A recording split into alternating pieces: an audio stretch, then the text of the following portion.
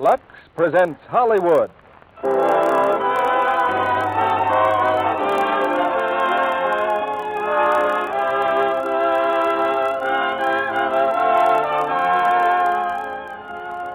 The Lux Radio Theater brings you Dark Waters, starring Merle Oberon, Preston Foster, and Thomas Mitchell. Ladies and gentlemen, your producer, Mr. Cecil B. DeMille.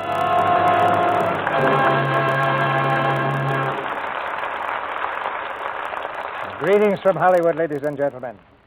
If you were asked to name the wettest state in the Union, and I'm referring now to natural water surfaces and not spirits, you would do well to settle on Louisiana.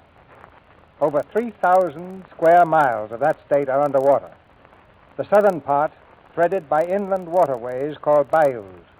All through this bayou country are dark swamps and gaunt palmettos, eerie bogs and moss-draped cypress that have set the stage for so many mysterious legends.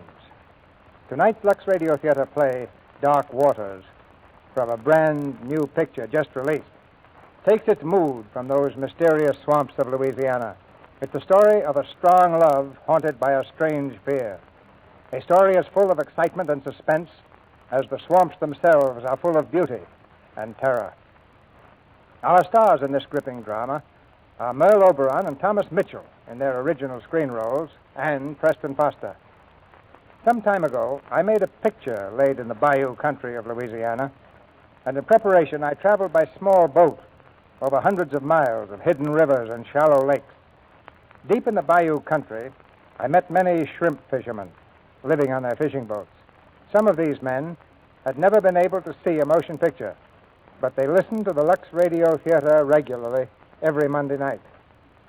In fact, we stopped for provisions at a tiny store that was built on stilts over one of the most out-of-the-way bayous, and on the shelf with fishing tackle, boats of calico, sunbonnets, and notions, I saw those familiar blue boxes of Lux Flakes, which shows that no matter how far from the beaten highways I may travel, I always get a Lux greeting.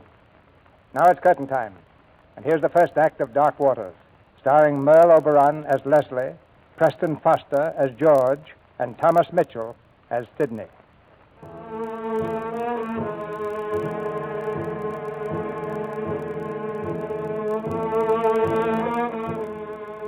Did you ever go to a funeral where the minister forgot the service?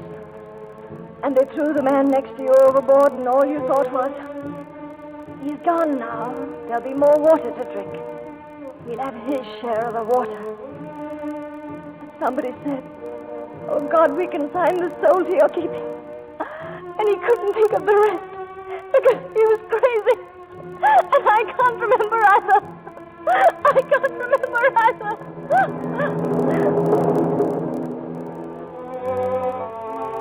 Maybe you read about it a few months ago. The steamship Valdera torpedoed in mid-ocean. 500 lives lost. And later, maybe you also read that the 4 human beings who survived the disaster had been rescued and brought to New Orleans. Among them was a girl named Leslie Calvin. For 2 months now, she's been in the hospital. I can't remember anymore. My dear, there's no need to remember. You've suffered a horrible shock, but you're well again. It's time you thought about leaving here. I don't know where to go, Doctor. In all this country, there isn't a soul I know. I have an aunt and uncle, my mother's sister. They're in New York, but I've never seen them. Haven't you thought of writing them? I would have written a long time ago, but there's so much to explain, and I just haven't been able to do it. Tell you what, I'll do the explaining. You just write a note, and I'll put mine in with it. Now, what's your aunt's name? Mrs. Norbert Lamont. Address? 731 North Gillespie, New York City.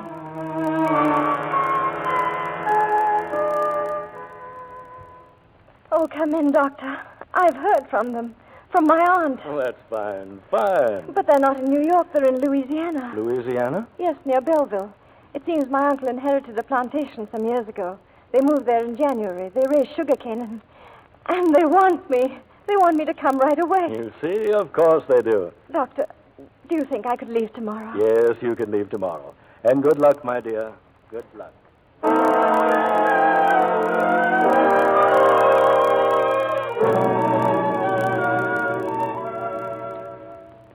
Excuse me, lady, but you've been standing here now. Are you looking for somebody? Yes, I'm the station agent. Got off the 210, didn't you? They said they'd meet me here. I'll wait. Oh, do you happen to know them, Mr. and Mrs. Lamont? Lamont? They have a plantation near here, Rossignol. Why don't you telephone them? I tried. They don't have a phone. Could I get a taxi?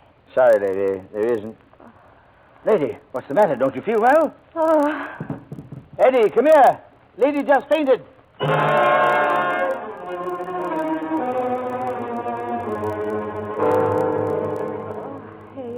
There, that's better now. Steady. Breathe deeply. I fainted. I don't feel upset about it. The heat's enough to flatten anyone. Oh, I'm Dr. Grover. The station agent sent for me. You rest here a while, and I'll take you over to my office. No, I've got to go back to New Orleans. Aren't the Lamonts expecting you? I don't know. They don't know me. They don't want me. Okay. Here now, drink this. And slowly. People who just come out of hospital should take everything slowly. How did you know? Well, when you keeled over, a letter fell out of your purse. It was addressed to you at the Cortland Hospital. You know the Lamonts? Only by name. Doctor, I didn't feel faint because of the heat or because I've been ill. No? It was fear. Fear of being alone. Of having no one to turn to. Not anyone. But the Lamonts. My aunt and uncle. But they're perfect strangers. When they didn't meet me, I was terrified. That's nonsense. You like Rossignol. It's a perfect place to convalesce after whatever it was you were in the hospital for. I was on the Valdera. Oh. Only 4 of us survived. I woke up in the hospital. I've had nightmares constantly of that open lifeboat. I thought it would drive me insane. I was afraid that someday it would be the same whether I were awake or not. Now, look. Why don't we take my car and drive out to Rossignol? And if the Lamonts aren't there, I'll get you back here in plenty of time to catch your train. You're very kind. Kind? Around here, Miss Calvin, the only excitement we get is when someone new comes to town. Oh, but I don't want to trouble you. Oh, please. This is the kind of trouble I like. Let's go.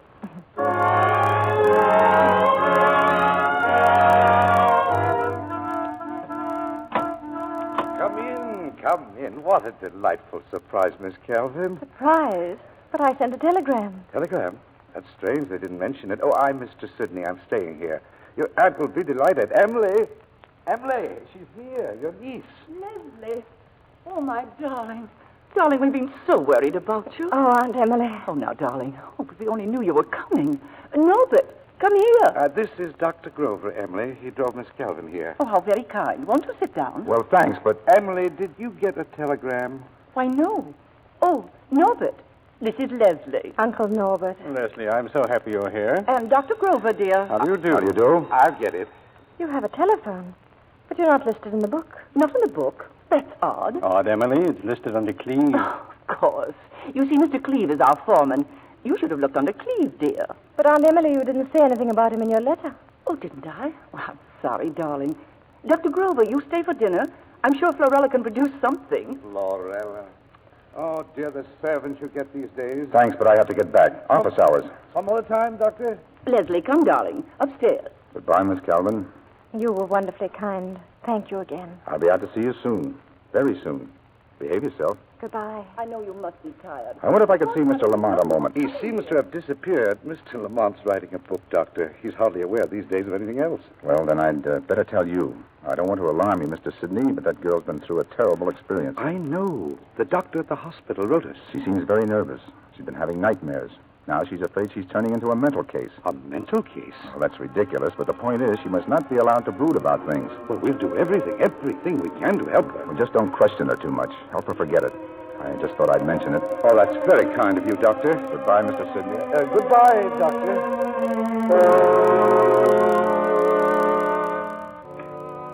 No, I'll unpack for you. Oh, I'm really so upset. My only niece arrives, and this is the reception she gets. But, Aunt Emily, really, I don't mind, and you mustn't. Norbert's so happy you're here, dear. He mayn't show it, but that's because of his book, Scientific. I help him with the typing. Oh, Leslie, my dear. You don't know what this means to me, Aunt Emily. In the hospital, I thought I was all alone, and now I have a home, my own people who love me. Oh, Leslie, I hope you'll be happy here. Oh, I will. I know I will. Darling, here. I've been saving this for you. This miniature. Thank you. It's your mother, Leslie.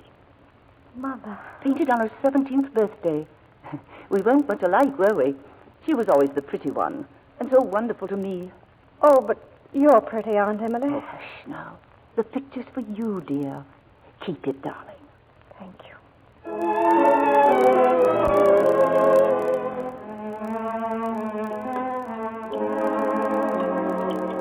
And this will be your place, my dear. Thank you, Uncle Norbert. Florella, Yes, sir? look at the dust in this room and those flowers. You know I've told you about these things 100 times. I'm sorry, Mr. Sidney. I just didn't get at it today. Well, evening, everybody. Oh, Cleve. Leslie, this is Mr. Cleve. How do you do, Miss Calvin? How do you do? Sit down, please. Well, what's on the menu? Does it ever change? Fried chicken. I hope you forgive our funny silver, Leslie. As a matter of fact, all these furnishings, our own things, are still in New York. And you've decided to live here permanently? We talk about it, dear, but there are so many problems. Then why don't you sell Rossignol? Sell it? I only meant with sugar as scarce as it probably is, no doubt you could get a wonderful price. Emily, I hear someone in the kitchen. Florella. It's just Pearson, ma'am. Yes? Just came to help with the dishes. Pearson is not allowed up here anymore, Florella. Yes, sir. You must understand that, and so must Pearson. I guess you didn't know what the servant problems were, Leslie, over in the East Indies. East Indies? Miss Calvin's from Batavia, Cleve. Well, when'd you leave? Over a year ago. A year? But what have you been doing all that time? I mean... In any bombings? Yes, But you got out ahead of the Japs, huh? yes. Ah, plenty lucky. How'd you do it? On a trading boat. Leslie, darling, you're not eating a thing. Say, I want to hear about this. Where'd you go? We went to Madagascar. Oh? And then what? It was Vichy French. They wouldn't give us our visa. We ran out of money for more. It was such a long time coming. Exasperating delays in wartime. I suppose you took passage from New Orleans from there. Yes. Yes, but the boat sank. Oh, what's the matter with us? Excuse me, Aunt Emily. Leslie, you want me to come with you, dear? Leslie, wait. Hey, some jitters. Yes, very trying on the nerves. Very fried chicken.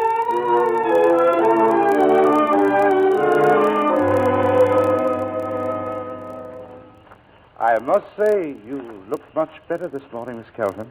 You rested well? Oh, yes, thanks. Good. And I know you'll enjoy this walk. You're sure you can spare the time? Oh, I'm delighted to. Sorry about the little unpleasantness last evening. Poor Emily was so upset.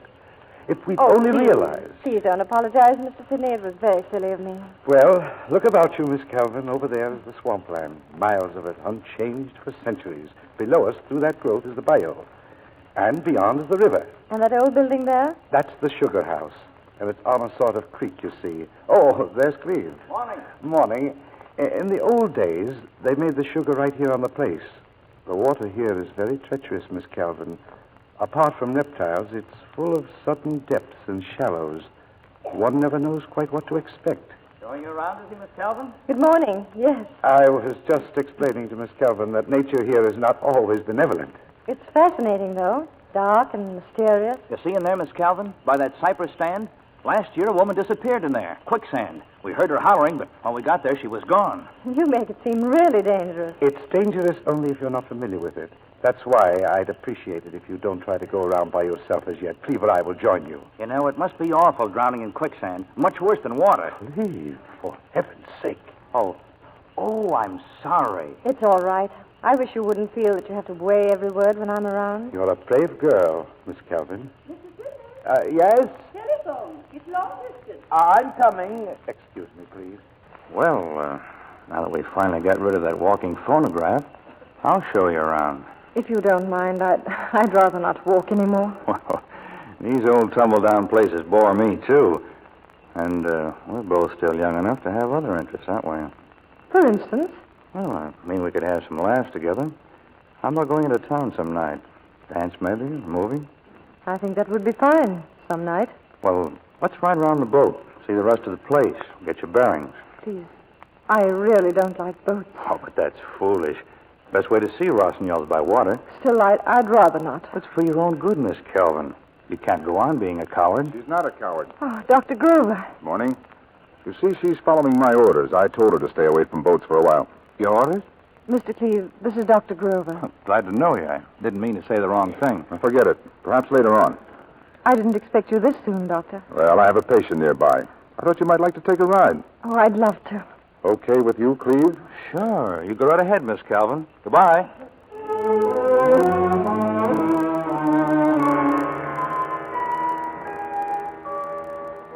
Then she got in Grover's car and they drove off. The back road? Yeah, he must know this neck of the woods pretty good. Why are you two so concerned about the doctor? What difference does it make? Well, it's becoming rather obvious that Leslie and the doctor enjoy each other's company tremendously. What of it? What harm is that? Please, Emily, please, aren't you getting all worked up over nothing at all? I just don't understand you at times. And that long-distance call from New Orleans. Yeah, what about that? Don't be inquisitive, Cleve. There was no call. For some reason, he just wanted to leave Leslie alone with you. Oh. We have loads of time, all the time in the world. What are you talking about? Nothing. Suppose we all just relax, huh? Emily, my dear, what do we have for lunch?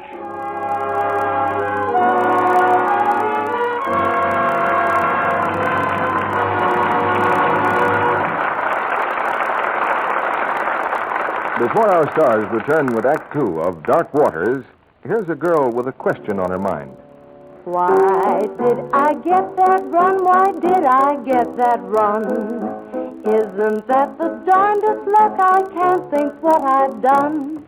Well, if you want to cut down those costly runs, stop blaming luck and change to Lux. Luxing stockings cuts down runs, helps you to get double wear.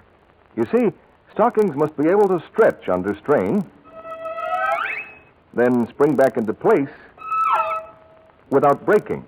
That's elasticity. Lux saves this vital elasticity. Wrong washing methods weaken it. If you use a strong soap or rub stockings with cake soap, the threads snap easily into runs. Now, millions of girls know how Lux cuts down runs, but this has also been proved by a famous laboratory. They made strain tests on dozens of stockings, and those washed with Lux Flakes didn't go into runs nearly so quickly as the ones washed with a strong soap or rubbed with cake soap. In fact, they lasted twice as long. So be sure to Lux your stockings every night. And a hint about rayons. Let them dry thoroughly before wearing them, at least 24 hours. Now, Mr. DeMille returns to the microphone. Act Two of Dark Waters, starring Merle Oberon as Leslie, Thomas Mitchell as Sidney, and Preston Foster as George.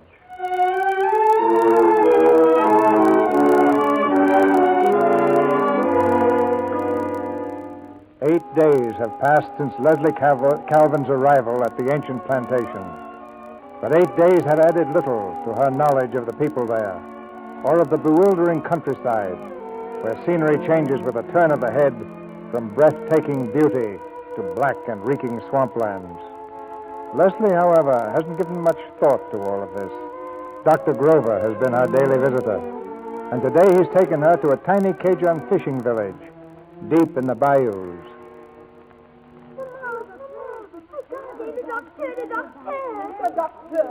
Quel plaisir de vous voir. Hello, Mama. Oh, Miss Calvin, Madame Boudreau. How do you do?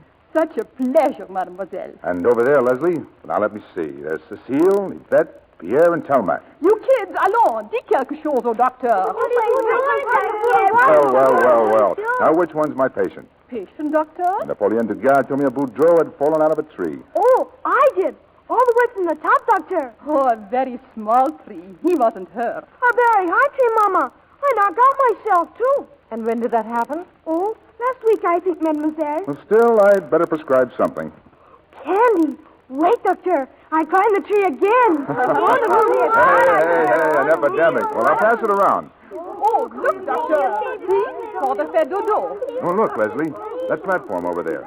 That means dancing here tomorrow night. Dancing? But what's a fait dodo? Fait dodo means go to sleep. You're not making much sense, you know.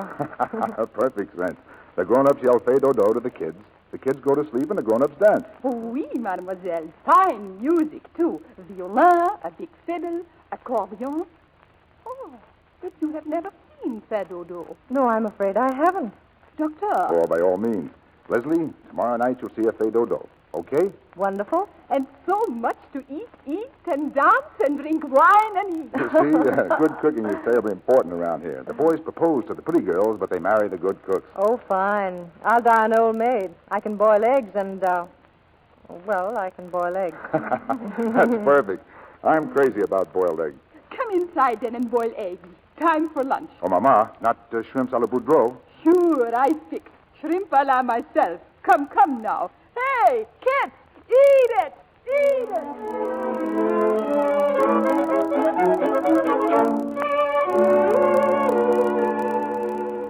Well, back home again.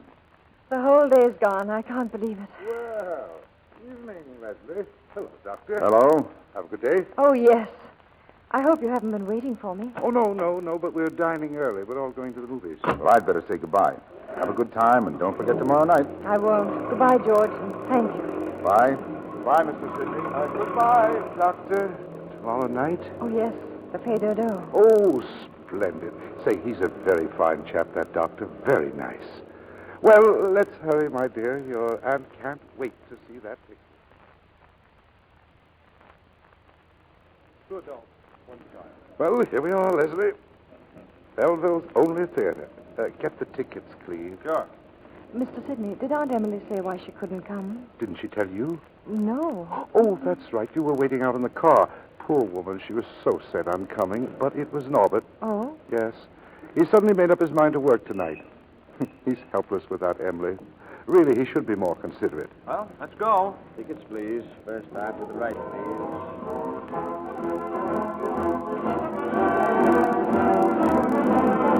Seats okay, Miss Calvin? Fine. Hey, just in time for the newsreel. To me, the newsreel's always the best part of the show.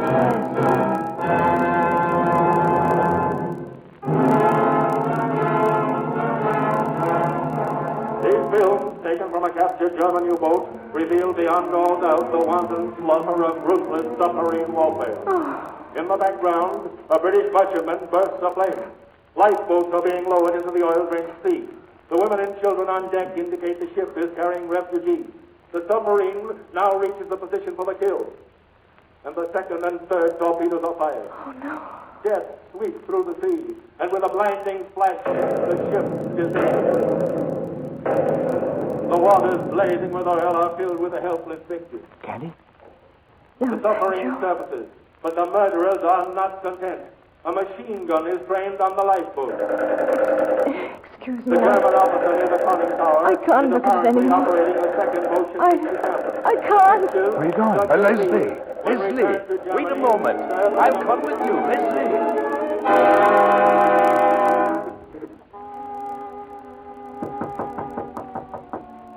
Anything you want, Leslie? Nothing. Good night. It was inexcusable, my dear. I should have found out what was showing first. Please try to forgive me. I'll be all right in the morning. Rest well, dear. Good night. Good night.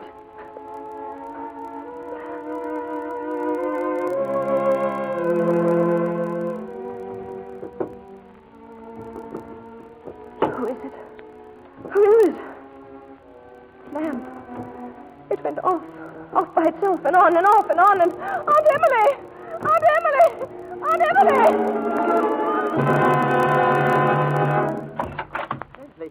Leslie, what's the matter? Are you ill? Noises. And the lamp here by my bed. It went out. The lamp? But it's on. See, dear. I heard a noise and the lamp went out and came on again by itself. Oh, but it couldn't have. I mean, oh, that noise. Oh, it's just the screen. See? It's unfastened. You mustn't be frightened, dear. Shall I turn the light out for you? No. Oh, thank you, Aunt Emily. I'm all right. I'm perfectly all right. I'm sure it was that awful newsreel. It must have upset you terribly. Good night, dear. I'll leave your door open. What was it, Emily? The light was off. That's strange. That poor child.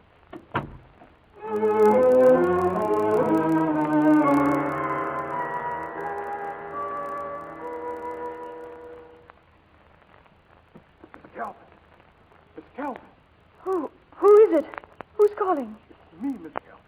Pearson. Pearson? Can I come in the garden, miss?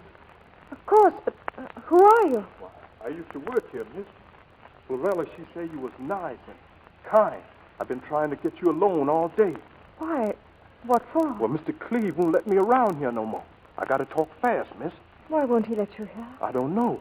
I worked here 12 years, miss. 12 years. And just after your aunt and uncle come down from up north, well, Mr. Cleve give me my pay and say never come back. I don't know why. I'll try to find out, Pearson. I lost my aunt. Thank you, miss. I ain't done nothing wrong, miss. Nothing in this world wrong. I'm sure of that, Pearson. Yes, sir. Well, the day Mr. Cleve tells me to get, well, I ask could I see Mr. Lamont, and he says no, he feeling poorly. And every time I come back, he drive me off. I remember... Oh, somebody coming, miss. I got to get away. Leslie? Yes? There you are. Emily said you had a headache.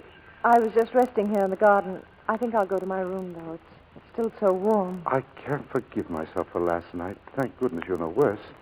Your uncle mentioned getting a psychiatrist, but I told him... Psychiatrist? Well, your disturbance in the night, my dear. Anyway, there's certainly no need for a psychiatrist. I told him that. You just get all the sleep you can and have patience. Psychiatrist.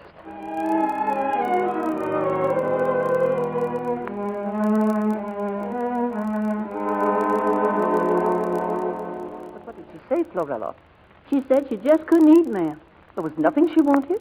No, ma'am. I guess she just don't feel well. Dr. Grover has come. Of course, she won't want to go to the dance, but maybe she'd like to see him. Yes, ma'am. I'll go after. Yes, Leslie's been under the weather all day.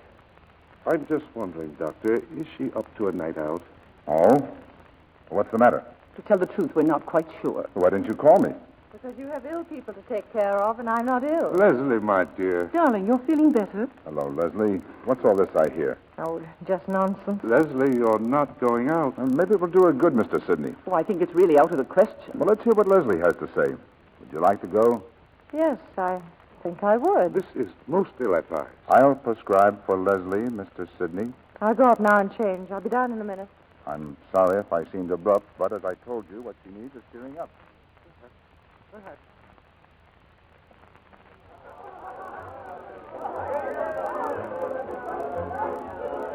I can't remember when I've had so much fun. Do they do this often, George? Oh, every couple of weeks or so. Well, here's to the next one. To the next one. All the others after that. You take to these dances like a native. A muffled drow says you must have been born dancing. My mother used to say that my feet would have to do all the dancing for the two of us. The two of you? Yes, she was an invalid. She never walked from the time she was a child. My father always carried her. Oh.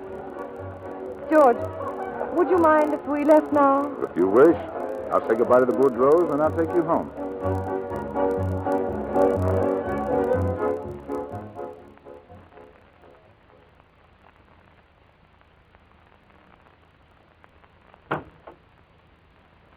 Thank you again, George, and good night.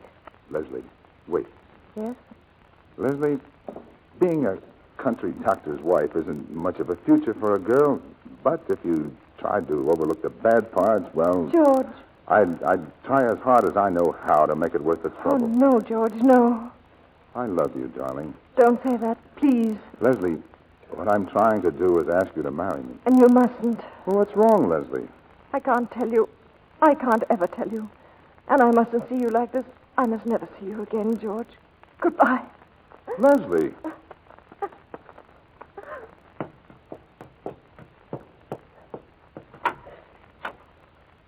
Leslie? Is that you, Leslie? Yes, Aunt Emily. Did you have a good time? I had a wonderful time. Why, you're crying. He asked me to marry him. Dr. Grover? Yes. And you don't want to? Oh, but I do. Why, then I just don't understand. I can't marry George or anyone else, Aunt Emily. But why, dear? If you knew you were going out of your mind, would you think... I won't have you saying such things. You're much better. No, I'm not. All the time I see and hear things that aren't there. People in their right minds don't have hallucinations. Oh, you poor child. Did you tell Dr. Grover about it? No, and I'm never going to see him again. Oh, why did they pull me out of the water? That's where I belong, under the water with my mother and father.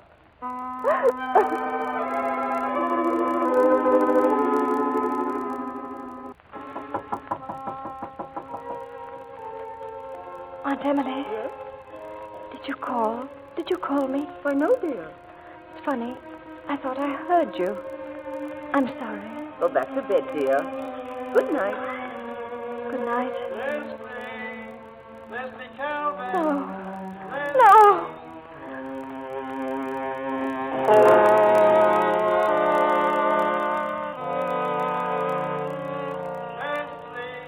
Leslie Calvin. Who is it? Miss Calvin. Pearson. Miss Calvin, did you hear your name being called? What? What did you say? Yes, ma'am. What do you mean, yes, ma'am? Did you hear my name? Yes, ma'am, I sure did. You heard them. You heard them. Then they're really there. Yes, miss. But you shouldn't be wandering around in the dark like this. But what are you doing here? Because I gotta find out. And when I do, I'll let you know. But there's one thing I do know, Miss Leslie. Whoever's out there in the swamp, it's you they want. Because they're calling your name. So get in the house, ma'am, please, right this minute. All right, Pearson, I'll go, but... There's the path there. I'll watch from here until you're safe back in the house. Leslie Calvin.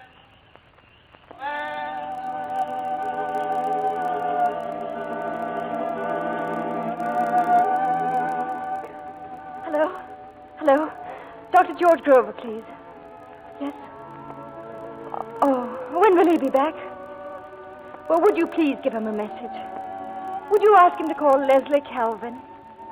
Yes, it's very important. Thank you.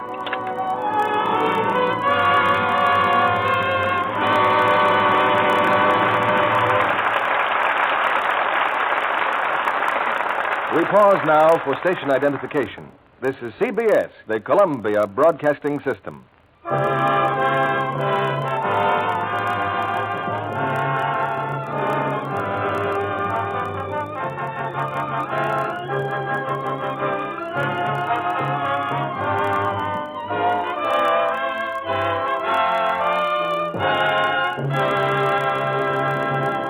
Mr. DeMille and our stars will return with Act 3 of Dark Waters in a moment. But here comes Sally. What's that she's got? Oh, a calendar. 27th, 4th, 11th, 18th. What are you doing, Sally? Calling football signals? At this late date, don't be silly. Nope, I'm checking up. Do you realize it's just 4 weeks before Christmas? What about it? Uncle Sam is asking us to do our shopping early this year, in November if possible. And that's just 3 days more. Well, I'd better get busy. There's my sister, for instance. I've been wondering about a present for her. Well, I'm giving mine a slip. Undies are pretty and practical, too. I should have known you'd choose something luxable. But of course. Besides, girls can always use another slip or nightie. Why, from Oregon to Massachusetts, the girls will welcome 1 or 2 sets. Oh, Sally. Don't go away. I've got another one. From Texas up to North Dakota, put underthings on your gift quota. That's enough. I'll take your word for it. And I'm going to tuck a box of Lux Flakes in with my sister's gift. A hint to the wise? Yes, or I may write a little verse to remind her. Something like, don't risk these undies in soaps that are strong. Lux keeps them new-looking 3 times as long. More truth than poetry, Sally. It's true that strong soap and hot water ruin pretty slips in actual washing tests. Yet the very same kind of slips stayed lovely with Lux Care. New-looking 3 times longer washed the Lux way. So it pays to stick to gentle Lux Flakes. Now, back to Mr. DeMille and our stars. I'm sure all of you would like to meet our stars in person. So after the play tonight, I'll do the next best thing and bring them to the microphone for a personal, informal chat. Now here's Act 3 of Dark Waters, starring Merle Oberon as Leslie, Preston Foster as George, and Thomas Mitchell as Sidney.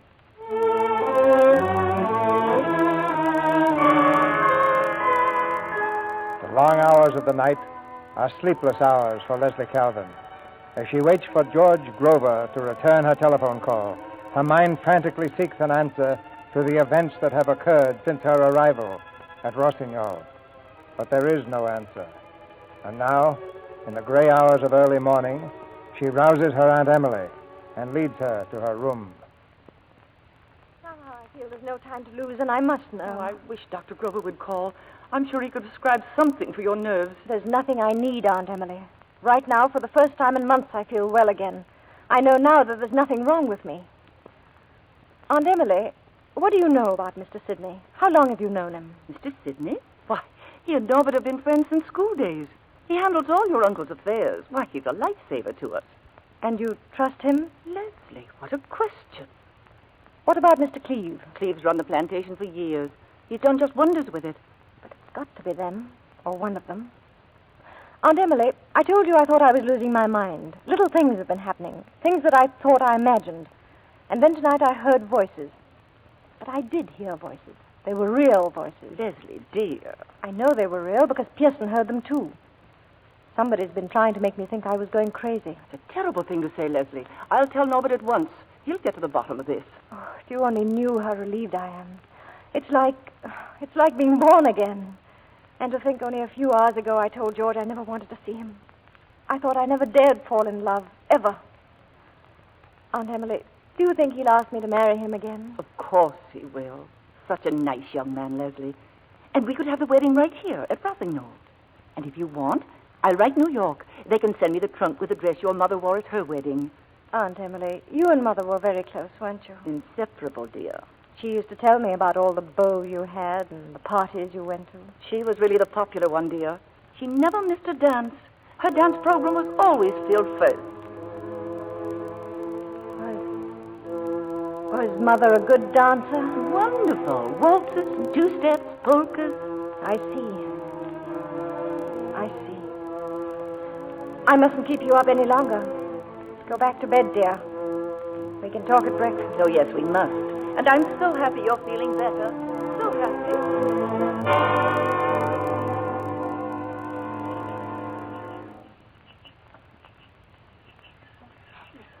Miss Leslie. Lorella, what are you doing out here? I was praying you'd come outside. I was praying you would. I got up so early I thought I'd take a little walk before breakfast. You're looking for Pearson, aren't you, miss? Aren't you? Where is he? Pearson's dead. That's why I had to see you. Pearson is dead? Last night, miss, he was murdered. Murdered. Before he died, he made me promise to tell you. Tell me? Tell me what? He says, tell Miss Leslie he found out. They're not your real aunt and uncle. He says to leave this place, miss. And there's one more thing I can tell you. That telegram you sent before you came here. Yes? It did come, miss. I seen Mr. Sidney take it. I'm going now, miss. You go, too. Please go. Please, before it's too late. Morning, Miss Calvin. Good morning. Sit down, dear. I'll have your breakfast in a minute. No, thank you, Aunt Emily. I can get it. Lorella didn't come this morning. She simply didn't come. That's obvious. Emily, just look at these chicken livers. Oh, dear, I'm sorry. Wonder what's happened to Florella. I'll get it. Oh, no, it may be for me. Oh. I'll be right back. Norbert, Leslie woke me very early this morning. She told me the strangest thing. Hello? Leslie? Oh, George. I've been trying to get you. When are you coming out? Coming out? Didn't you say something about never wanting to see me again? A girl can change her mind, can't she? Yes. Yes. Well, I'm kind of tied up today, Leslie. How about tonight? Good. Then I'll expect you right away. Leslie, what is this? You'll be here in an hour? I don't get it. Leslie, you're not making sense, you know. But maybe you can't talk. Is that it? Look, I'll be out as soon as I can, dear. Thank you, George. Thank you. Goodbye. Your coffee's on the table, dear. Coming? I take it that was the doctor, Leslie. Yes. He'll be stopping by in a little while. Fine. And we must see to it that you and your doctor have the veranda all to yourselves without any inconvenient dodderers about. Thank you. Why, Leslie, I believe you're blushing, dear. By Jove, she is. Well.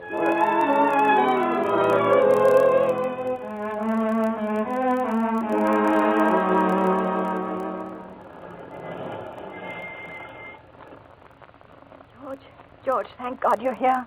Leslie, what's the matter? I don't know how much time I'll have. I'll tell you as quickly as I can. Well, let's go up on the porch. I thought I was going mad. Really mad. It wasn't like that. I mean, I did hear voices, but they weren't just in my mind. Pearson heard them, too. He's dead. They killed him. Now, wait a minute. They killed him because he saw my real aunt and uncle before they came. They aren't. They're imposters. They wanted me to think I was losing my mind. Noises, lights, on and off, and my name. They called my name. Oh, George. That's why I said I couldn't marry you. That's why I... Now, Leslie, try to be calm, please. George, take me away. Quickly, please take me away. Of course, darling, but... Now, you must listen to me. What you need is a few more hours' sleep. You don't know what you're saying. They'll kill me like they did Pearson. Why would they? You don't believe me? George, you don't believe me. Look, darling, your trouble is simply a bad case of jitters. Now, listen. I'll be back here tomorrow afternoon. Tomorrow will be too late. Meanwhile, I want you to take these capsules. I'll write the directions down. You follow the directions, and please go to bed. Now, will you do that much for me? Yes, thank you. Now, take one of the capsules right away. But before you do, read what's on the paper. I'll phone later and see how you are. I'm sorry to have bothered you, George. Goodbye. That you, Mr. Sidney? Oh, yes. Yes, Doctor. Something I can do? I'm worried about Leslie. She's just been telling me some pretty fantastic things. Her aunt and uncle are imposters. Somebody's going to kill her. Is this a joke, Doctor? Please. Leslie's very ill. That's awful. What can we do? Well, I want to get hold of a psychiatrist. I'll make all arrangements and bring him out here as soon as I can. All we can do, I suppose, is wait. Yes. I've given her a sedative. Just see that she isn't disturbed. No, we'll do everything we can. Oh, Doctor, would you mind dropping me by the sugar house on your way out? Glad to. Hop in. Where are you, dear? I'm in my room. George gave me some medicine. I've got to lie down. The directions. Read the directions. I'll be up in a moment, dear. Take the capsules right away. But before you do, read what's on the paper. What's on the paper? Stay in your room. Sidney is listening to everything we are saying. I believe you. We'll come back with help right away. Throw the capsules away and remember, I love you. Oh, George. George. Come in, both of you. And close the door. Now, where's the girl? In her room. Wait a minute, Sidney. We heard you talking to the doctor, so he's going for a psychiatrist. You know what that means? Certainly I know. He said psychiatrist. That will never do. He may mean police, and that will do still less. We're getting out of here, Sidney. We don't want any part of this. You hired us to be her aunt and uncle, but we didn't bargain for anything like murder, and you know it. Nothing's going to happen to that girl. Do you hear? Nothing. I'm afraid all sentimental considerations must be put aside. I've got a pretty good idea what you're up to, Sidney, and we are leaving. You can keep the money, all of it. Now, let's try to talk sense for a moment. My instinct is to clear out, too. This is all starting to become rather messy, and I don't like messes. All right. Suppose we did clear out. How far do you think we'd get? To the state line. You can stop using we. This is your problem, Sidney, not ours. You're in it just as deeply as I am. Surely you've guessed by now what became of the real Lamonts. The less said, the better, but still, a fact is a fact. They're dead. You killed them. Cleve killed them. We never saw the Lamonts. What you and Cleve did went on before we ever got here. And if you were sitting on a jury, would you believe that? You should thank your lucky stars, both of you, that someone around here can use his head. Now go upstairs and bring down that girl. Cleve and Dr. Grover are waiting for her at the sugar house.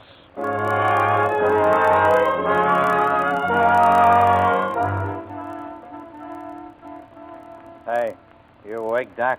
Yeah. Want a drink? Coke and rum. Thanks. If I was you, I'd get cockeyed, too. Here. But just don't get any more ideas of playing rough. You'll get slugged again, as per Mr. Sidney's instructions. You do everything you're told, don't you, Cleve? I got a mind of my own. What's happened to Leslie? Forget it, sport. I can guess. The same thing that happened to her real aunt and uncle. Sidney figured you was wise. They're out in the bayou, under the water hyacinth. That's where they are, all right. But not the girl. Not yet. Sidney phoned down a few minutes ago. They'll be here any minute. Nice and dark now. Cleve, why are you afraid of Sidney? Me? Afraid? Well, you do all the dirty work, don't you? You don't see him pulling the trigger or using the knife? Oh, no. Not with you around to do it for him. Get wise, will you? Open up, please. Okay. You see, sport, I told you they were coming. Oh, hello, Miss Calvin. Leslie. George, darling. Try not to worry, dear. We're not dead yet. Stop the boat, Cleve, if you please, Doctor. This way. Cleve, wait, come here. Yeah? Cleve, Just a minute. You've been drinking. You got no right to do that, Mr. Sidney. No impudence now, young man. Now, look. I don't like being ordered around like dirt under somebody's feet, see? Ask me please to do something, and maybe I will and maybe I won't. But I don't take orders, see? Cleve's two different boys, Miss Calvin. Cleve drunk and Cleve sober. Leslie Calvin. Well, Miss Calvin, now you understand how you heard voices calling you. A recording. Exactly. Operated by an electric clock. And the lamp? That was no accident either. Simple devices, really, but they both failed their purpose. Too bad, but they did. You see, we intended only to make you leave here. We had no violence in mind. Yes, we did everything we could for Leslie, Doctor. And tell me, Sidney, what's so important that it's worth killing the Lamonts and Pearson and now us? Why, money, of course. What else? Cleve, get that motor started. I got 2 hands, and that's all. How much money? Well, bearing in mind we have no time to dicker, about $300,000. The plantation could bring much more, but after all, we're not greedy. I can see what a nuisance I must have been arriving when I did. By the way, people are bound to ask questions about George. We'll tell them you eloped. They'll believe it long enough for us to consummate the sale and be off. What do you mean, us? You're not trying to tell me that you intend to cut an auntie and uncle and Cleve? I beg your pardon? 5 murders, Mr. Sidney. Why not 8? Take Cleve now. What's going to keep you from disposing of Cleve after Cleve's disposed of us? That'd be only business according to your standards. And then after Cleve come the aunt and uncle. The boat's ready. Good lad. Untie him. Don't turn your back on him, Cleve, and keep that gun of yours off safety. Shut up, you. Well, darling, here we go. I'll try to be brave, George. I'll try to be brave. Circle around, Cleve. The hyacinths are getting thicker now. I tell you, this is the place. They're so thick here, nothing would ever float to the surface. It's too dark to tell anything. I want to make sure. And I was going to be brave. I can't help it, George. I can't help it. Easy, darling, easy. Just be ready to jump. Yes. This spot's as good as any, Cleve. Okay. And now I got something to tell you. I'm not taking any chances, Sidney. You might pull a fast one at that. Take your gun out of your pocket and drop it overboard. My dear boy, you're not going to take what this fellow said seriously. There's going to be only one gun in this boat, Sidney, and that's mine. That's telling him, Cleve. Shut up! You heard me, Sidney. Dr. Grover, you poisoned this boy's mind. I'm tempted to do the job on you myself. Drop your gun over the side. As you wish. Jump, Leslie. Jump. Gun your motor, Cleve. We'll run them down. Can you see them? They're heading for the hyacinth. On your left, hurry.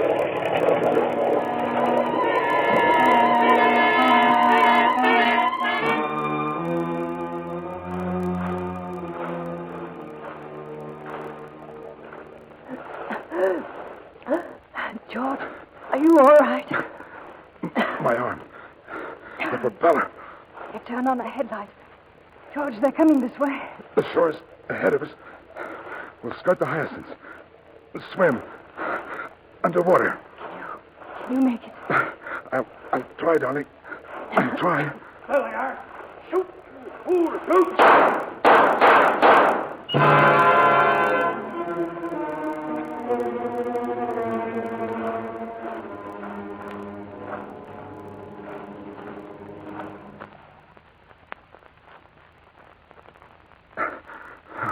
We're out of the water. At least that's something. George, they're out of the boat. They're coming. They're coming. Wait for you. Get out of there. Get out of there. Keep down, darling. They've got a flashlight. But we can't stay here. Well, there's quicksand around here. We've got to stay here. They may not spot us. It's black as pitch. Your arm, George. It's all right. Quiet, dear. Please. Where are you? Right ahead of you. Oh, wait a moment. They're here somewhere. I saw them. Of course they're here. Take the flashlight and give me your gun. What? I said give me your gun. You've wasted 4 shots already. Here. That's better. Now go straight ahead. I'll circle around. We're wasting time. Where are they going to go, please? You tell me that. Where are they going to go? Come out of there. Come on out. I'll find you. Please. He's coming towards us. Hold tight, darling. And quiet. Quiet. What chance have you got? Or would you sooner stay here with the moccasins and starve to death? Cleve. Where are you? Where are you? Straight ahead, Cleve. Found it's about time. Sidney! Sidney! Quicksand! I'm sinking! Sidney, hurry! Where are you? This way! Quicksand! Sidney, help! Help! Don't struggle, Cleve. He's going under, George. He's going under. You can't get out by yourself, Cleve. Sidney! Sidney, I can't, please! You can't see him, Sidney. Sidney! His flashlight's gone, but he's right ahead of you. Throw the gun over here, and I'll get him out for you. Sidney, throw the gun! You've got only 3 bullets left now, Sidney. Only 3. Don't shoot. Throw the gun. I'm sinking. Help! You better hurry, Sidney. Help! Well, Sidney, he's gone now. You've lost your guide. You'll never get out of here now unless I lead you. Go on. Try and get out if you don't believe me. Cleve knew the swamps, and look what happened to Cleve. No, not that way, Sidney. It looks solid enough, but it's quicksand. What are you waiting for? You've got your choice of 2 things. You can... Oh. Your choice of 2 things. George! Stay down, darling. Down. There's only 1 bullet left now. Well, come and get us, Sidney. Or just turn around and get back to the boat if you can. But I won't pull you out, Sidney. I'll let you sink as you let Cleve sink. 1 bullet. And after that's gone, you'll stay here forever, too.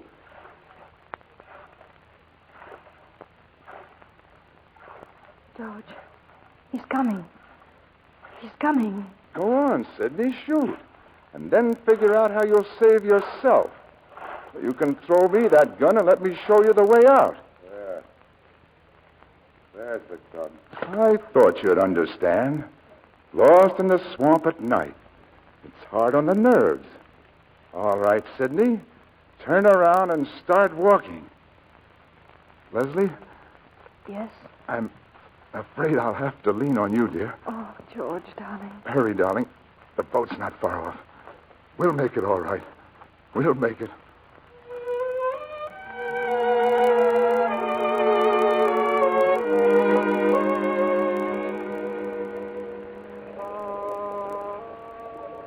Leslie, do you think you can take the wheel, darling? Yes, I'll try, George. Good girl. You can be a remarkably silent man, Mr. Sidney. When there's nothing to say, Doctor, I make it a point to say nothing. I'm contemplating my future. If I were you, I'd leave that to the state of Louisiana. Uh-huh. Perhaps you're right. Straight ahead, Leslie. You're doing fine.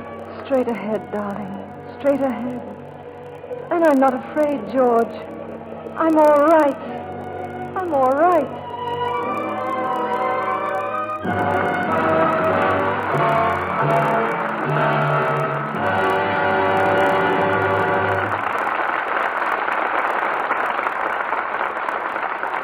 Our stars will be back for a curtain call in just a moment. Meanwhile, listen. Which one of these scenes might happen in your kitchen? This one? I'm Nancy. And I'm the strong soap she uses in her dishpan. I hate washing dishes. It leaves my hands so red and rough. That's my work. Every time Nancy puts her hands in the dishpan, I go for 'em. I sting 'em and roughen 'em and make 'em red.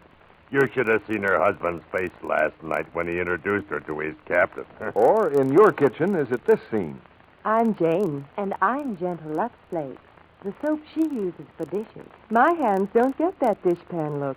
Why, they're just as nice after washing dishes as before. That's because I take such good care of Jane's hands. I don't make them red and rough. I keep them soft and smooth and lovely. Jim was so proud of her when she pinned on his wings. Prettiest hands I've ever seen, he said. If your hands are dishpan red like Nancy's, you can change them. Yes, change them to lovely Lux hands like Jane's. Just change from strong soaps to Lux Flakes for dishes. And I'll tell you another secret. Lux is thrifty. It does more dishes than ordinary soap. Tests proved it. Ounce for ounce, Lux does up to twice as many dishes as any of 10 other leading soaps. Get a big box for dishes today. Now, Mr. DeMille returns to the microphone. And now our stars, having settled their problems, for better or worse, return to happier surroundings for their curtain calls. And I expect all 3 of you are glad to be back on solid ground. Well, I'm sort of sorry to leave Louisiana, CB. There's wonderful duck hunting in those marshes. And if you mention the name Foster to a duck, he ducks. Oh. Yes, so I hear. A few weeks ago, we had Frank Morgan on the stage, Preston. He gave us a sample of hog calling. I hear you're pretty good at duck calling. No fooling. How do you do it, Press? Sure. Well, first you have to put out your decoys. Decoys? Yeah, that's a stand-in for a duck. You know what a duck is, don't you? Yes, a chicken on snowshoes. Well, you you put out your decoys, and then you give them the old come-on like this. Whack, whack, whack, whack, whack, whack, whack, whack, whack, whack, whack. Very good, Preston, but how about geese? Well, geese are a little bit different. Now, for geese, it's something like this. Preston, I wouldn't talk like that even to a goose.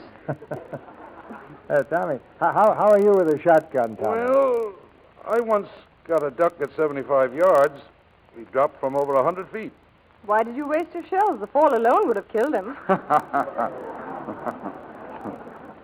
Merle, I'm not sure you've had the right experience to go duck hunting. Of course I have. I shot a duck once. Hit him in the head and foot. Foot and head? Both? Mm-hmm. How'd that happen?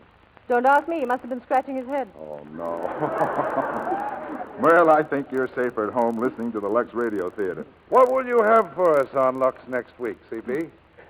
Well, I spent one of the most absorbing evenings the other night watching Metro-Goldwyn-Mayer's motion picture hit, The Unguarded Hour. The next morning, I hastened to secure it for the Lux Radio Theater, and that's our play for next Monday night. It's a story full of suspense, involving a woman who, in trying to save her husband from disgrace, becomes trapped in a mystery that even Scotland Yard can't solve. And for our stars, we have a very special treat in the handsome shape of Robert Montgomery. His first appearance on the Lux Radio Theater after 4 years in the Navy. And with Bob, we have the ever-lovely Lorraine Day. Sounds like a great homecoming for Bob, CB. Good night. Good night. Good night. Good night. Good night. You sail through dark waters beautifully.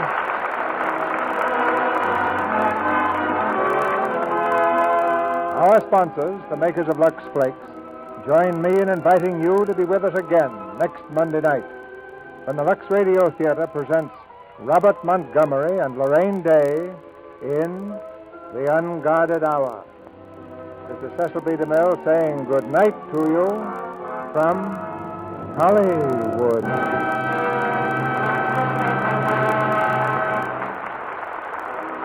American housewives have a vitally important job, saving kitchen fats and greases that are desperately needed in our final drive for victory. Don't waste a drop of this essential war material. Put your waste fats in a clean can and rush them to your butcher. He'll give you 2 red ration points and 4 cents for each pound. The motion picture Dark Waters, starring Merle Oberon, Franchot Tone, and Thomas Mitchell, was produced by Benedict Bogus and released through United Artists. Preston Foster will soon be seen in the 20th Century Fox Technicolor production, Thunderhead, Son of Flicka. Thomas Mitchell can currently be seen in Darrell F. Zanuck's Technicolor picture, Wilson.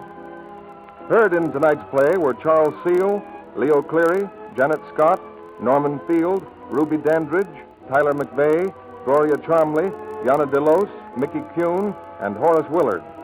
Our music was directed by Louis Silvers. This program is broadcast to our fighting forces overseas through cooperation with the Armed Forces Radio Service. And this is your announcer, John M. Kennedy, reminding you to tune in again next Monday night to hear The Unguarded Hour with Robert Montgomery and Lorraine Day.